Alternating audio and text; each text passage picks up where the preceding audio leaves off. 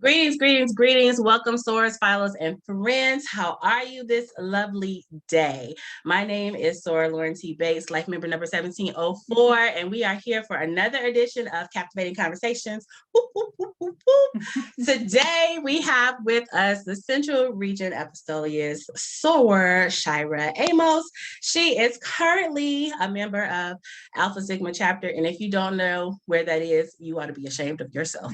It's in Indianapolis, Indiana, birthplace of Sigma Gamma Rho Sorority Incorporated, which we all know and love because we are counting down to 100. Oh, Centennial is on its way, and I cannot wait. Oh, can't wait. She became a member in 2013, and in her chapter, she has held the role of vice president over membership, where she brought in 2 lines, one of 15, one of 18. Hey, growing the legacy. She's also held the office of Tamiochus and Epistoleus. So we are ready to get this conversation started today. Epistoleus Amos, welcome to the chat. Thank you. Welcome. I'm happy to be with you today and for you guys to learn a little bit more about me. Awesome. It's going to be so good. I can already feel it. So we're going to jump right in. We are just going to jump right in. Y'all know how I like to do. I just like to dive in and preface too. Okay, we're not talking about their office because we know what their office is. It's in the handbook what their responsibilities are. So we're not talking about that. We're talking about what they do outside of their office to get to know them better. So then when you see them at the conference, you know, you have something to maybe spark up a conversation. Just a thought. All right, here we go. So what is one thing that you are known for within your family? Oh my goodness, I'm a planner, okay? So it's a good thing and a bad thing. I just planned our Thanksgiving situation, and yes, it was a situation. And I was not supposed to. I don't know how I got deemed the person in charge of finding the Airbnb, making sure people flew in on time, had rides, got the food catered, made sure there was food in the house. I mean, I did it all and everything. So my family knows me as the go-to planner. So let's talk about this for a second. So you planned Thanksgiving for a whole bunch of people out of town? How many people? How many it was people? 20. 20, yes. And you had to do all that coordination and find a big old house or multiple houses?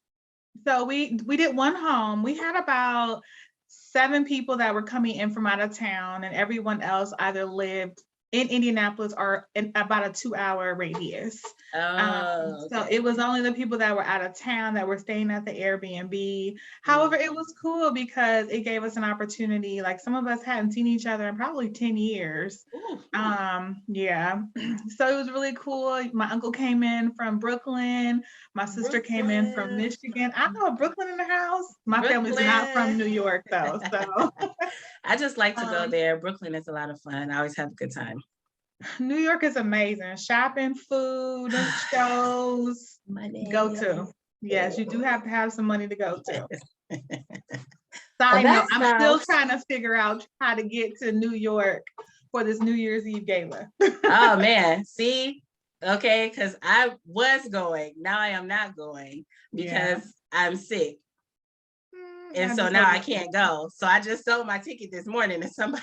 Oh man, that's horrible. Somebody else, I know. I had to cancel my flight and everything. It's just like, COVID, you suck. Okay, anyways, I'm gonna miss that, but I'm going to St. Lucia for my birthday in January, which is 2 weeks after the new year. So I would rather not risk it and go to St. Lucia because I cannot get my money back for that at this point. And I really want to be on the beach in the wintertime. So awesome. Yes. Skip New York. Let's go to St. Lucia. Listen, because I already been to New York this year and I'm going to New York again next year. So, New York is going to always be New York because it's New York and it's winter time. Right. Yeah. If you've never been to New York, go. You'll have some fun. Just take money because you will spend more than you plan on it. I guarantee you. Okay. Right. What is one of the things that you dislike the most? A dishonest person. Ooh. I can't. I can't do it. My Ugh. mother always told me that she hated. Now I don't say hate. My mother's like, I hate liars. I dislike dishonest people. Yes. And you can just easily tell the truth. Yes. It's just it's so ingenuine when Mhm.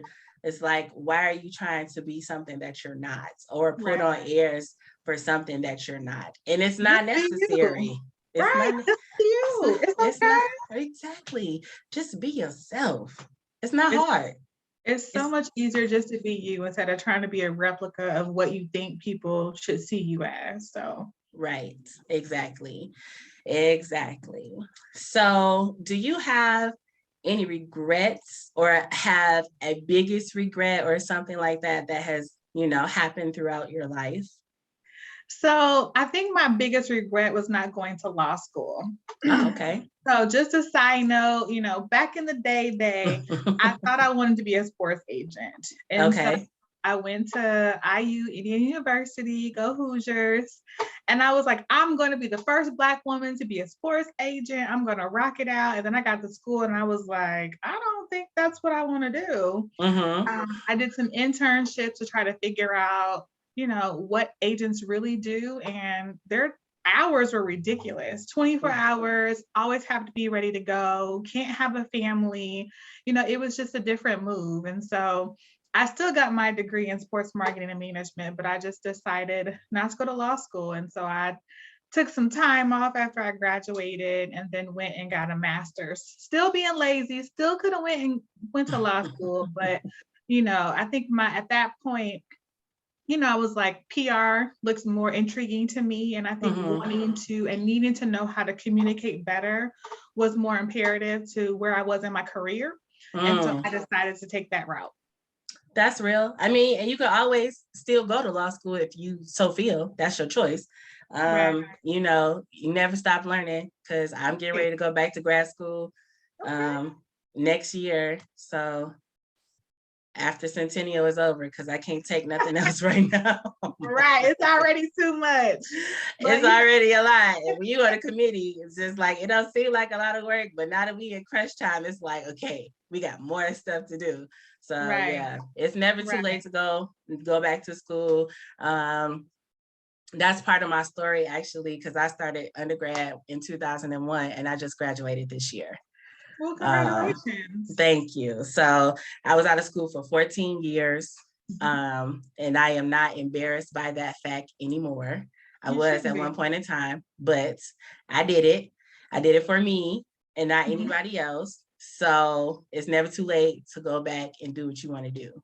Yeah. So now I'm like, I got the school bug. So now I'm like, okay, let me go ahead and get this master's degree and have my JOB pay for it, so I don't have to. Hello. Thank you, JOB, for paying for my master's degree. Appreciate it. So much money for school. It's like, because Sally Mae, Navient, whoever, they get. Listen, I ain't got it. I don't know. Right. Cancel student loan debt. Joe Biden, because you said you was gonna do that, so do it. Anyways. Do something. Help us out, okay? Help us out, because the struggle is real, and I have enjoyed not paying that for the last almost 2 years. Right. But it's coming back. We pray that it doesn't come back soon, but it's coming back. No, because Sora Donna Fortenberry was sending out stuff this week. National Cancel Student Loan Debt is December 20th. Call Joe Biden, call Kamala Harris, and tell them to cancel student loan debt like they promised. Cancel it. Get it out of here.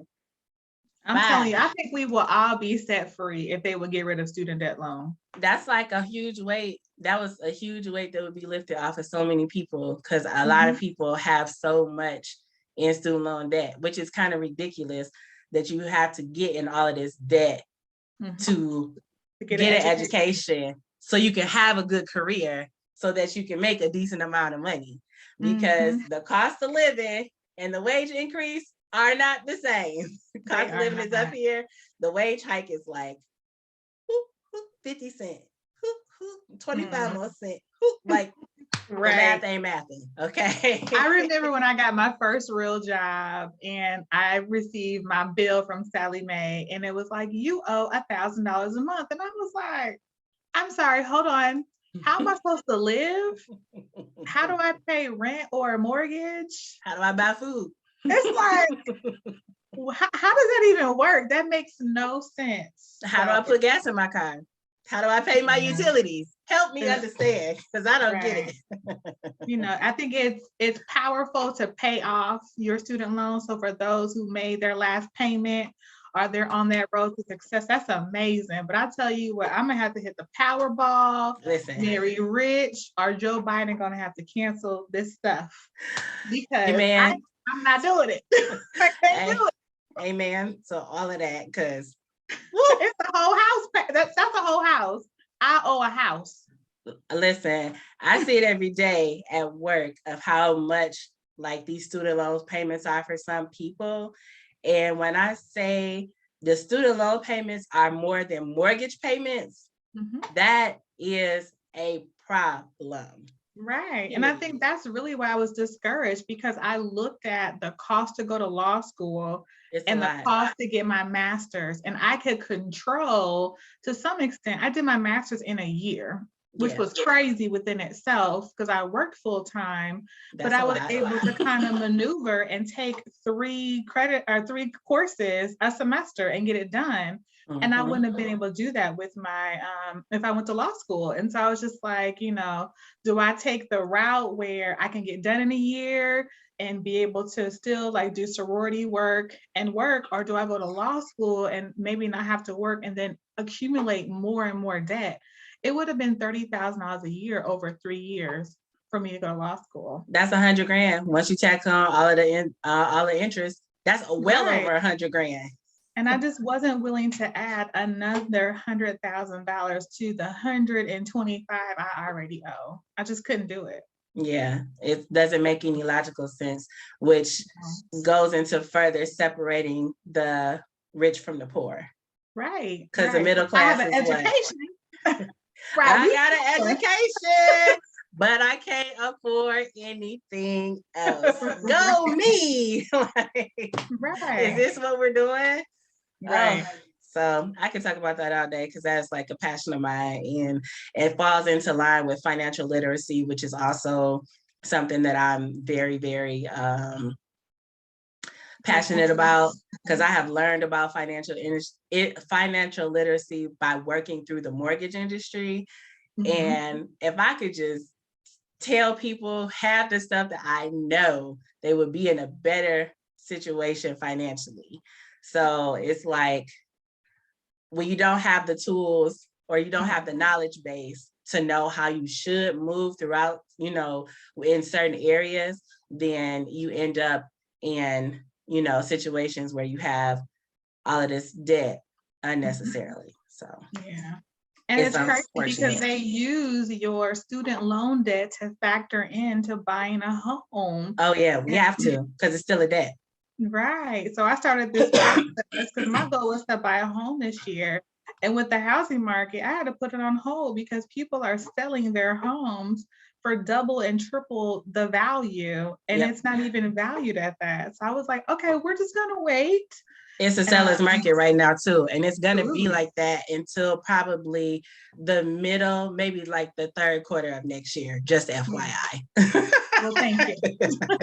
Thank you for letting me know. It's a seller's market. It's been like that all year. It really had to do when the Fed cut the rate to 0, which is a very technical thing. But the Fed, which is not the federal government, the Fed is an entity of the government. It's a whole nother office, clarification.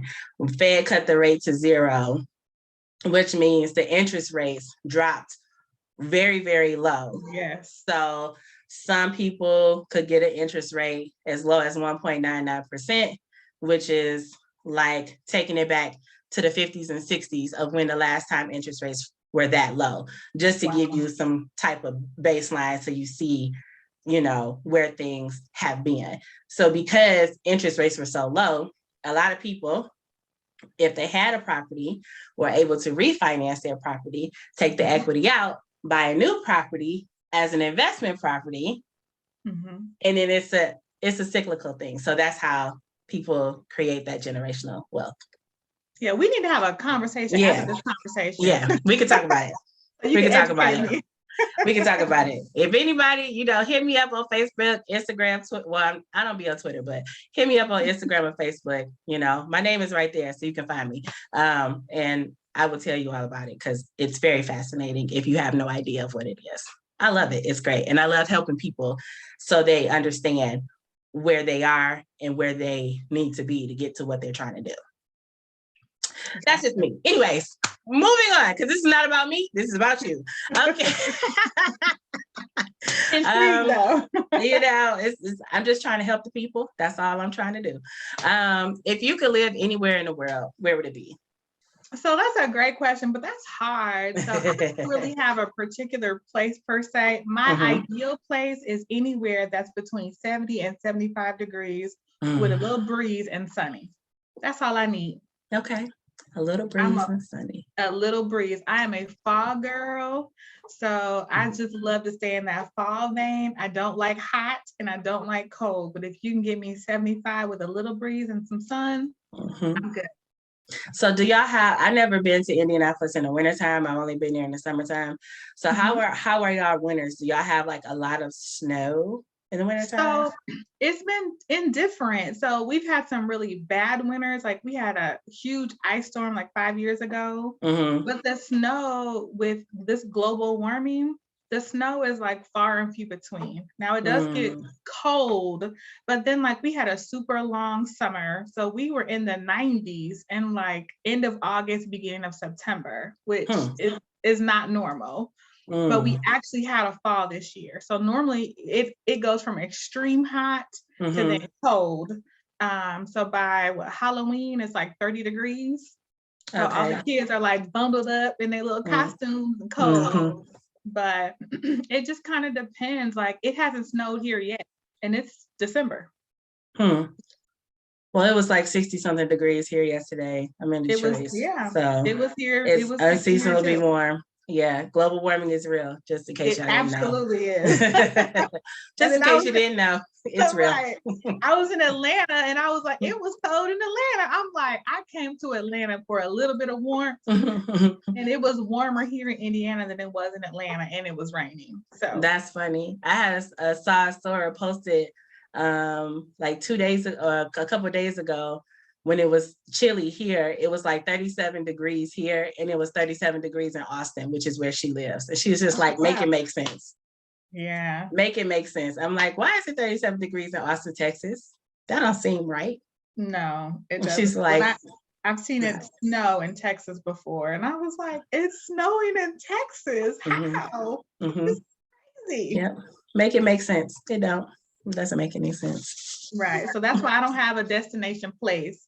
I just want that temperature. If you can give me that temperature, I'll go anywhere. And that's it. Is that a year-round temperature?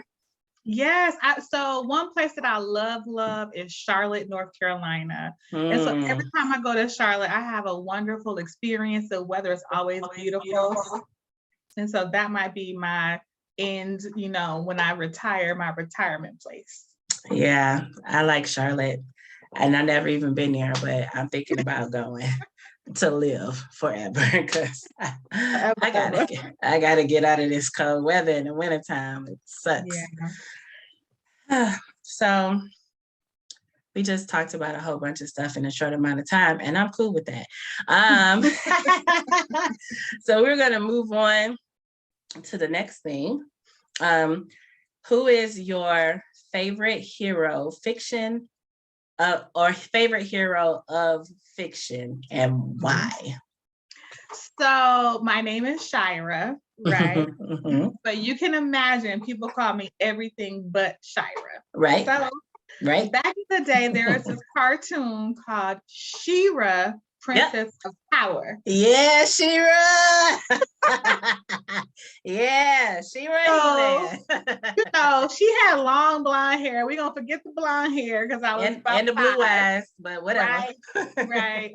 But everyone calls me Shira. It's the craziest thing to me because my name is spelled Shira, Shira, right? Her name was Shera, right? Right. Shira, right? Okay.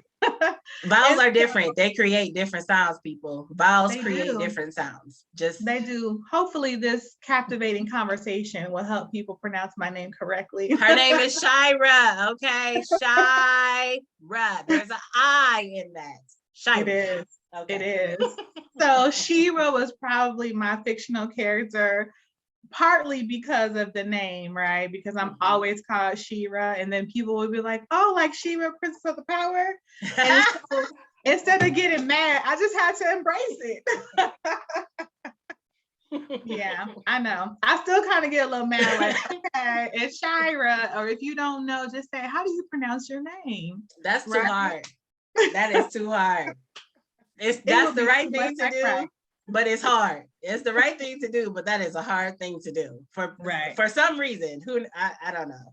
It's a hard thing to do. They just like, oh no, I got that right. Like, no, you didn't. You didn't get that right. It's I'd be like, it's Shira. I'd be like, it's okay. Shira. People mispronounce it every day wrong. It's like it's still Shira though. Still Shira. Since I was born. Since that's never what it is. Change. It's not changing. Still Shira. That is quite hilarious to me, and sad at the same time that people can't get your name right, because I and E, they sound like they have two different sounds. They do. That's like, second grade, first grade, maybe kindergarten even. I'm just putting it up there, Just keep me in your prayers. Her name is Shira. Please let the people get her name right. Amen. Okay. Amen. Amen. Woo. So this question I have asked, I think, to one other person, and they could not answer it because it was multiple people, but I'm going to ask you anyway because I like this question. Do you have a favorite soror? So yes, but I have multiple. It's hard to say one. So I'm going to say this. I think for me, my first favorite sorors were my line sisters. So Kalila Shabazz and Yolanda Snowden are like my boos. They keep me grounded. I go to them like, I'm frustrated. What do I do? And they're like, okay, Shira, calm down. Let's talk it through. And then we had the experience together. So we've had multiple experiences, and we're like sisters for real. So yes, we're sorors, but we've integrated. We've lost family members. People have had babies. We've just had a lot of experiences in the last 8 years. And so those are my faves. Faves. Got it. Yes. But I think it's hard to answer that question with just one person, because there are so many phenomenal women within the sorority. And when you come across these people, they're so influential. They're movers and shakers. And it's just like, I know I'm grown, but I'll be like, I want to be like her when I grow up. Right? Yes. They're like bosses, and they're making boss moves. So when I first came into Alpha Sigma, I met Vanessa Tyson. Everybody's like, that's IGT, right? I met the Delia Harris and the Ramithas, and just Martha Riley. That I love Martha Riley. Right? I love her. When you go to like different states and go to regional conferences, like some of these sorors are sought out, like, because they have really great relationships and friendships throughout the sisterhood, and they do so much work. And so that's how it should be. I know, right? But I was like, can I just touch like the hem of your cloth, or because I just want to be like you. I want to be able to do work like you and understand the organization and have a love for it like you do. But there's so many powerful women, so it's really hard just to say one person. I agree with that. That's how I feel about Soror Frances Jackson, PhD RN. I love her. So she was my on-campus advisor when I was in undergrad. Oh, wow. So we definitely, were able to like build a relationship from that. And she used to like, she used to be on our head for real. She'd be like, when are y'all having these events? Da, da, da, da, da, what do I need to be at? Blah, blah, blah, But like over the years, she has given like amazing advice. She's super supportive. If you need anything, she pretty much has an open door policy. Don't be calling her after a certain time at night, but right. That's just how she is. But she has so much knowledge. She is like a wealth of information. And I could just sit and talk to her literally all day, and you learn so much. So she is definitely my top 5 favorite sorors of all time, because she's an awesome person. And it's just like, people like, oh, she's so hard on people. I was like, she is hard on people, but she loves hard too. And she will get you together and then give you a hug at the same time and be like, it's okay. You'd be like, okay, Right. Imagine being a Neo and watching her at conference. I'm like, there she goes. She about to go there. What's she about to say? Listen, she sits by the mic always. And I remember my very first conference that I went to when I was a Neo, it was in St. Louis, and it was a joint conference with the Kappas. And I participated in an Eddie Neville competition. And I was doing a poem because I write poetry. I was performing a poem.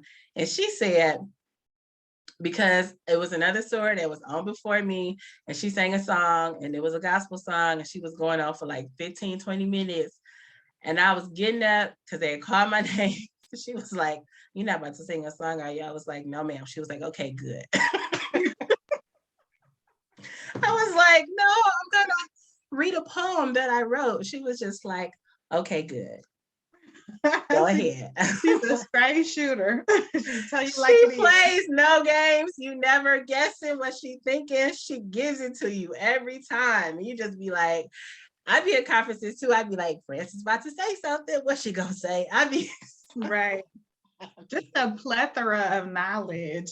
And even Elena, they just know so much. And so you always go to them like, okay, I've got a question or I need help. But I mean, those are the women that we see either from a distance or they're in our chapters. And so that's why it's just hard to just find one, because it's just so many people that should have influenced you along the way. Right, and I can probably name like 10 more people that I'm like, okay, she did this. You can never forget your membership chair, who brought you into Sigma, who I probably call like every other day, like, hey, I got a question. Hey, should I do this? Hey, what are your thoughts? And I probably drive Wanda crazy, but there's just those influential people that always have your back, that are always there for you. And that, those are your tops. So it might be like top 20. Right. Top 20, top 22, top 22. Right. But those are the people, that helped, now I wouldn't say make you into the Sigma woman that you are, but help influence you to get to where you're going and really give you purpose and passion. Yep, they're your guides, which is something that we all need. And that's one of the things that I really, really love about the sisterhood, is because you can find a guide anywhere. And sometimes you just meet sorors that you just connect with. And then once you make that connection, that's it. It's just like, it's y'all a lifelong journey. Solidified. Exactly. And like, you just like, okay, well, you don't necessarily have to live in the same town as that person and be like, hey, I'm coming in town. Let's go out and catch up, and that's something that I can easily say is like one of the best things about being in this organization, because there are so many sorors and so many just like open, ready to help you in your time of need, or not necessarily in need, but you just, it's like, hey, blah, blah, blah, blah, blah. Can somebody point me in the right direction? Instead of getting pointed in the right direction, they'll just be like, okay, here's my number, call me, and I will walk you through it personally. So it's a lot of that, which really makes me extremely happy. And, I've definitely learned a lot of things over my 18 years. It's like it's encompassing like true sisterhood, like being able to call someone and saying, look, I need help. Right. Can you help me? And then they don't belittle you or make you feel bad, but they give you the help that you need and continue to love on you. That's what real true sisterhood is. Exactly. That's why we thebomb.com, baby. Right. We may be the smallest, but who cares? Because we be getting it done. We do work with the numbers that we have. We do big work. When you in a chapter of 175 people and it's the same 25 people doing the work. But we're mighty. We're all continuing to grow, but we're mighty. We're putting and collecting our skills together, to make powerful, miniature groups or miniature organizations or miniature chapters. Like we just do the work. We get it done. And so what I've seen over the last 8 years, even in our chapter, is how we've grown from 40 to 170 sorors. That's a lot. Kudos to your chapter, because that's a lot of growth in 8 years. That's a lot. And we're bringing in reactivated sorors, sorors that have been gone from the sisterhood, new sorors, new people that are interested. We have just list of interested individuals who want to be Sigma Gamma Rhos, and it's just so amazing just to see that growth. And I've only been in the organization for 8 years. I'm on my way to life membership. We talked about this. I know you a life member. You got your number. My number is coming. Wait, it's on this side, 1704. Y'all see that? Life member number 1704, and I'm a 4. So I was just happy that the 4 was in there somewhere. And then you'll be a Ruby here, sooner than later. So 25. I got a few more years, but 25 or 20, something like that. I don't know. Yeah, 25. I'll be a Ruby. Yes. So I'm ready. Whenever, headquarters opens up that, hey, I know you're only at 9, but are you ready to put some payment down? Me and my LSs are going to be ready. Like we doing it all together. So you can put our numbers in sequential order because we want to be together. She 1, 2, 3, 4, 5. Give us all the numbers right together. Right. So I'm like, you got your money. You got your money. You ready? Okay. Are you ready? Don't mess up the count. Okay. Have your money prepared. Right. Be ready. Right. So we submitting at the same time. That it doesn't go up. I don't think we're doing any Sigma business, in 2022. So as long as it doesn't go up, we'll be fine. We're not. It's no recommendations coming to the floor.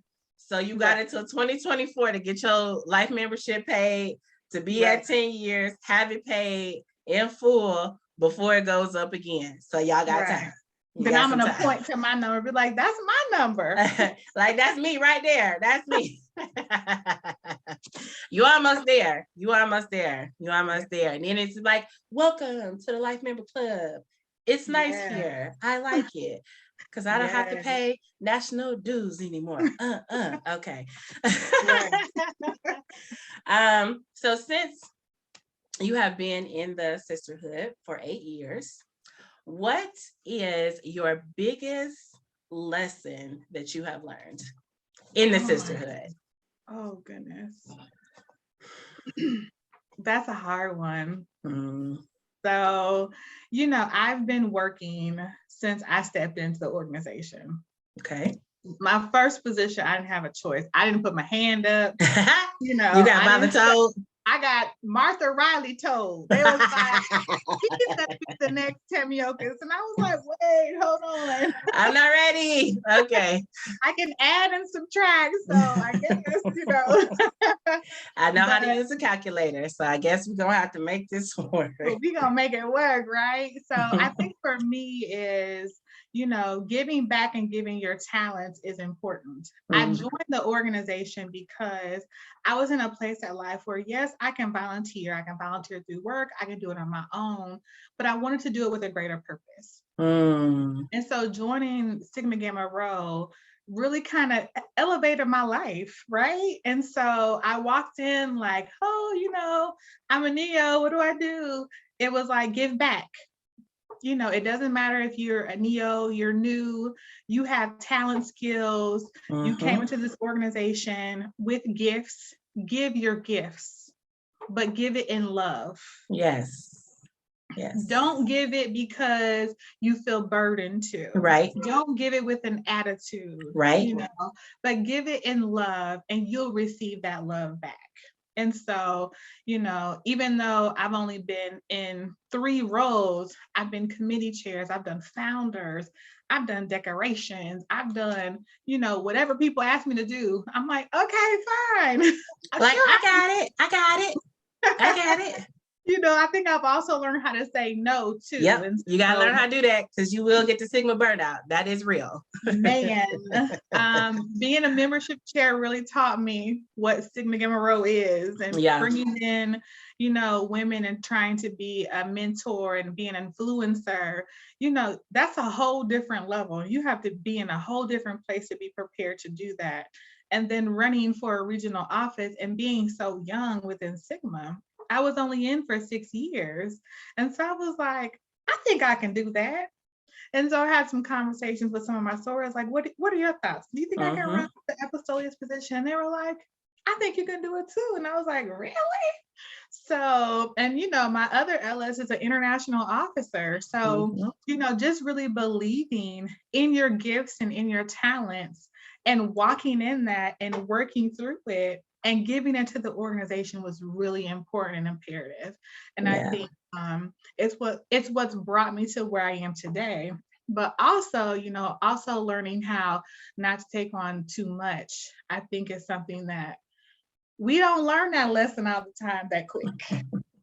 You know, and there's times where I haven't, you know, been at my best because it's been hard to manage. You know, being in COVID, being in a pandemic, being virtual all the time and being in meetings virtually, it's been difficult. And I think having grace is really imperative right now within the sisterhood, is understanding that, you know, people are tired. And yes, Centennial is coming, but we're still tired and we still need a break. And if you want me to give in love, sometimes you just need to give people a moment to get themselves together. I agree. I definitely agree with that. Sigma burnout is real, especially coming like when you're an undergrad and you come in and your chapter is small and it kind of stays small, then everybody has to do multiple things. And then like your profiles are like, we're tired because we've been doing multiple things for 2 years. So it's y'all turns, neos, and we like, what are we supposed to do? Like, where do I go? What do I do? And then you bring in more, you know, you bring in more members and stuff like that. And then you move on to the next, you know, to the next step. And then being in a grad chapter and doing work in a grad chapter that is also small. And it kind of sometimes can fall into the same thing if everybody is not willing to do the work, then it'll fall on a few people. So Sigma burnout is definitely real, and saying no is not a bad thing. And that just has such a negative connotation that you can't say no to people, because then people try to do like the guilt trip or, you know, make you feel bad about saying no. And it's like, if you can't do it, you can't do it. Right. If you don't have the time, if you don't have the energy, if you have other obligations for work or family, if you don't have extra money to donate or whatever, you can't go out and buy no XYZ for something, then just say no and be okay with saying no. Yeah. So I think a lot of people don't get that. Know your purpose. Yeah. Right? And walk in it. Right. I preach that all the time. Like, you have to know your purpose within Sigma. Everything is not for you. Yep. You know, everybody is not meant to be the bacheloress. Shout out to my bacheloress, Karen Surratt. But everybody. Hey, Karen Surratt, girl. What's up, girl? Hey. She's on the Centennial Committee. So I know that name because she's on the Centennial Committee. Yes, everybody can't be the bacheloress. Everyone can't be the Tamiokas or the Epistoleus, but find your passion, find your purpose, and find a way to give back. If that's just committing to doing community service once a month, do that. But just because you're in doesn't mean that you have to give 5,000%. If you can only give 10%, give that 10% that you have. Right. Just give that and call it a day. And we'll take it too. Right. Come on, 10%. Because that work is still gonna get done one way or another. Right. But if we all work collectively together and we're not all running at 1,000, then we won't experience stigma burnout. But it's just hard because everyone's level of being able to give their time and talents are different. And so if you can't give 1,000, then we looking at you crazy. Why? They can't give 1,000. They have kids. They have to run from this place to this place. They have a husband. Or yes, I'm single and I don't have any independence, but that doesn't mean that I want to give all of my time 1,000% to Sigma Gamma Rho either. Right. So, like I still got a job. I still got a family. I still got friends. I still have other interests outside of being in this organization. You know, some people it's just like Sigma Gamma Rho down and that's it. It's just like I have other things in my life going on besides what's happening with Sigma Gamma Rho. Don't get me wrong, because I love it. Because if I didn't, I wouldn't be here and I wouldn't do it. However, I also have a life outside of that, which is what I be like at work. Like, listen, I do love my job. I love what I do, but I do have a life outside of this building. I tell my family, I love y'all, but I do have a life outside of y'all. You got to put everything where it's supposed to be. You can't do everything all the time. You can't say yes all the time, because when you say yes all the time and you never have any time for yourself, which has caused people to have mental breakdowns, or they just start going off on people just because they don't have no peace of mind. So, or they just shut down because it's just too much, and so then you get nothing. So you know, if I'm giving you 10 and that's the best 10 I have, just take my 10. Take that 10. You better take it and be happy. Smile about it, okay? Right. I'm telling you. Well, I have thoroughly enjoyed this conversation. It's very nice. I have that sweater that you have on. I like it. It's very comfortable. I also have it in gold with the blue on it, because I just, you know, if I get one, I got to get the other. I'm weird. So you're a Perry fanatic. So oh my God, I don't even want to talk about it. I have a whole clothing rack in my office. It's a double-sided clothing rack. It's a blue side and a gold side. It's ridiculous. Oh, that's intense. Well, I live in a house by myself. I have 3 bedrooms. One of my bedrooms is my office, my home office, since I've been at home, working from home, you know, because of COVID. And all of my closets were full. And I was like, you know, getting stuff that was not blue or gold. But, you know, I buy like stuff for conferences, you know, because I go to all the conferences. I have been since, you know, a while now. And so I buy stuff for the conferences, all this other kind of stuff. And I said one day, I was like, I can't fit nothing else in none of these closets. This is a problem. So I went out and bought a clothing rack, and I took all of my sorority stuff out of all 3 of the closets, all of the jackets included. So if you count that, in 4 closet, if you count my coat closet, I took all the stuff out, put it on the racks. The rack is completely full at this point. And it's just like, I keep telling myself, don't buy nothing else. But do I listen to myself? Of course not. So I just bought a whole bunch of stuff that was on sale, because I can't remember. I think it was Kendall's Creek had a sale for Black Friday, and then they had these new sweaters, like one with stripes and the polka dots with shield on. I was like, oh, that's cute. So I bought. Listen, so you one of those. They gonna get you come Centennial. So every time they send out a new email with the new shirt, a new jacket, a new book bag, a brick, you got it, don't you? Listen, okay, don't talk about me. I have a habit. It's a problem. I have to tell myself no. I'm like, no, I have a whole blue and gold closet. It's a mess. My spare room is blue and gold. And when people tell you that, hey, you know, you wear blue and gold like every other day. And I'm like, no, I wear red. I wear pink. Yes, I do. Yes, there's other colors in the rainbow. I can't wear blue and gold every day. But I tell you what. It's so bad. It's just so bad. Like, Recycle Me Mom has some real cute stuff too. Yes. You know, I buy stuff from Diva Star all the time. King Collection. Now we out here, we need to get some sponsorships, okay? So when this goes live, I want all of these vendors to make sure they send us some stuff because we are dropping names. This is Diva Star. I love this necklace. I bought it from her last year. Okay. And then this is, you kind of can't see it, but it's blue and gold. This is from Perry Envy. Yes, I love Perry Envy. Yeah, shout out to Simi Sanusi. That's her name. Is the soror, and she's came in Gamma Omega, Michigan State, which is part of the home team here. I love her. She's amazing. She's just real mad cool, good people. She's also a Capricorn like me. Our birthdays are like 2 days apart, which is probably why we vibe so well. And she's pretty dope. And I always, I like to rep her stuff. It's always very comfortable. But my goal for Centennial, I said I wasn't gonna buy anything else new. I keep saying that, but I'm only trying to do like life member stuff now because I want to get, more things that say life member on them.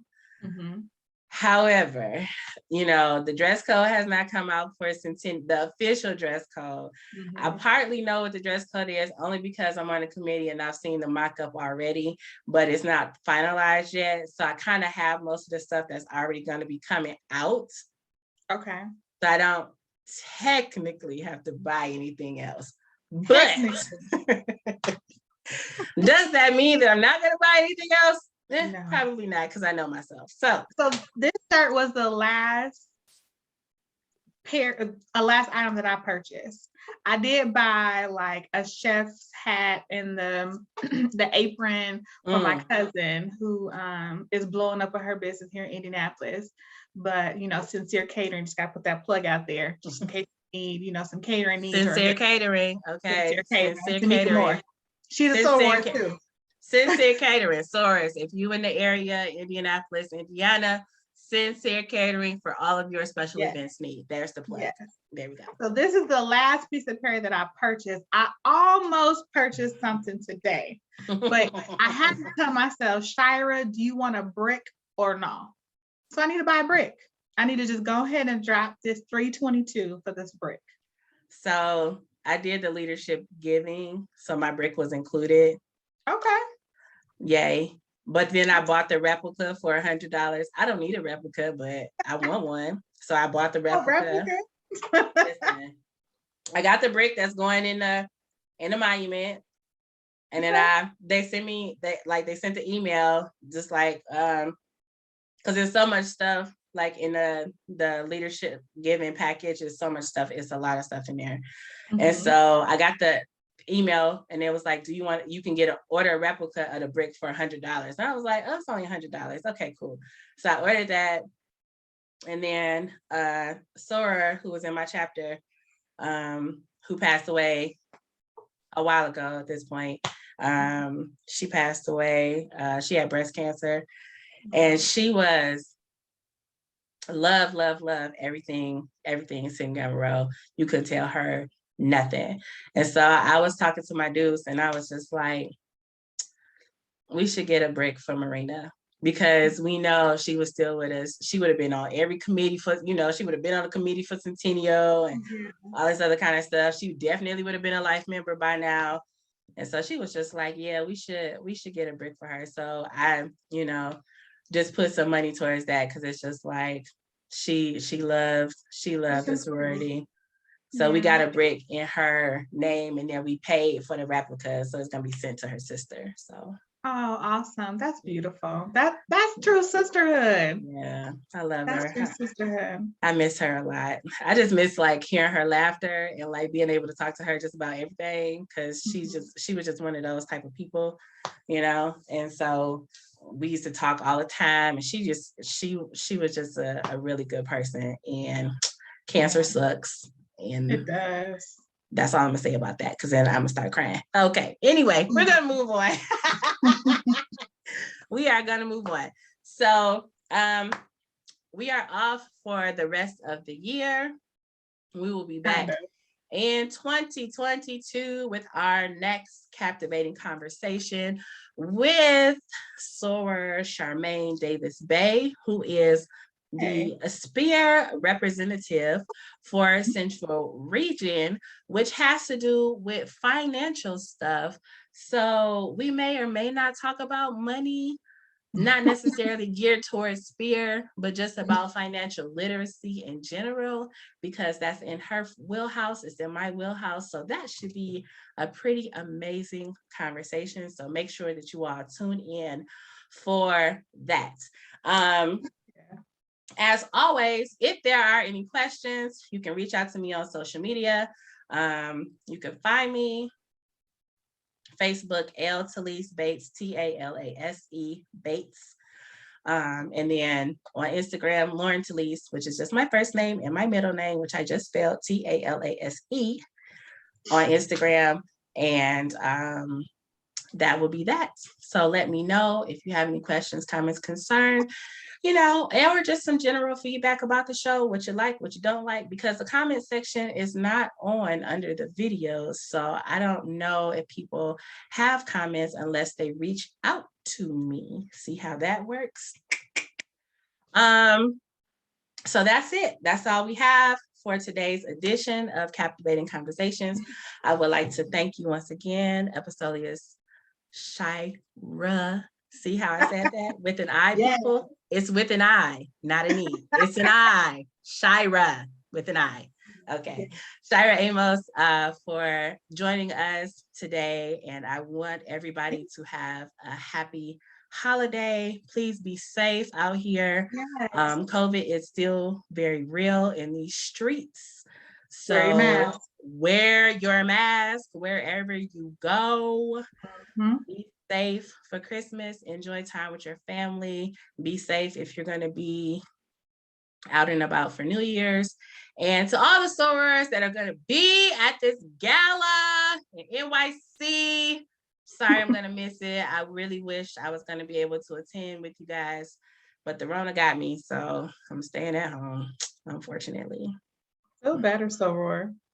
Thank you. I don't really feel bad right now, so, but I'm going to take these drugs that the doctor gave me so I can, be on the beach in January. Hello. Come on, beach. Come on, St. Lucia for my birthday. Well, happy early birthday. I know you're going to have a blast and have a wonderful Christmas, and thank you for the opportunity. Thank you. Thank you. I appreciate it. Thanks for coming. And we will see you. Well, I will see you guys next year in 2022. And I will be doing a countdown. So every time we have a conversation in 2022, we're doing a countdown to Centennial celebration. So just keep that in mind. Okay. I will see you guys next year. Poodles. Bye.